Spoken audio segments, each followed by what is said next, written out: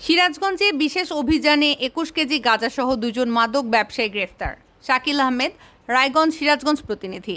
আজ ২৩ সেপ্টেম্বর ২০২৪ রাত ৩টা ৫ ঘটিকায় র্যাব ১২ সদর কোম্পানির একটি চৌকস অভিযানিক দল সিরাজগঞ্জ জেলার সলঙ্গা থানাধীন হাট্টি কুমরুল বাজারস্থ নিউ লাইফ হসপিটালের সামনে বগুড়া থেকে ঢাকাগামী মহাসড়কের ওপর একটি মাদক বিরোধী অভিযান পরিচালনা করে ২১ কেজি গাঁজাসহ দুজন মাদক কারবারিকে গ্রেফতার করতে সক্ষম হয়।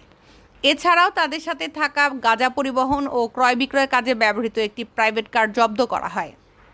গ্রেফতারকৃত আসামিদ্বয় প্রাইভেট কার চালক মোহাম্মদ রশিদুল ইসলাম, মোহাম্মদ ফিরোজ মিয়া, উভয় নবীনগর পাটগ্রাম থানা লালমনিরহাটের বাসিন্দা।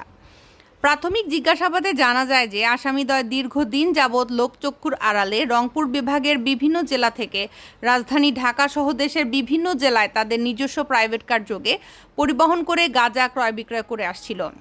গ্রেফতারকৃত আসামিদ্বয়ের বিরুদ্ধে সলঙ্গা থানায় ২০১৮ সালের মাদকদ্রব্য নিয়ন্ত্রণ আইনে একটি মামলা দায়ের করা হয়েছে। প্রিয় দর্শক, এই ছিল এখনকার সংবাদে। আমাদের পরবর্তী সংবাদ দেখার আমন্ত্রণ রইল। এছাড়া দেশ বিদেশের নানা প্রান্তের সংবাদ পেতে এটিভি নিউজের সাথেই থাকুন।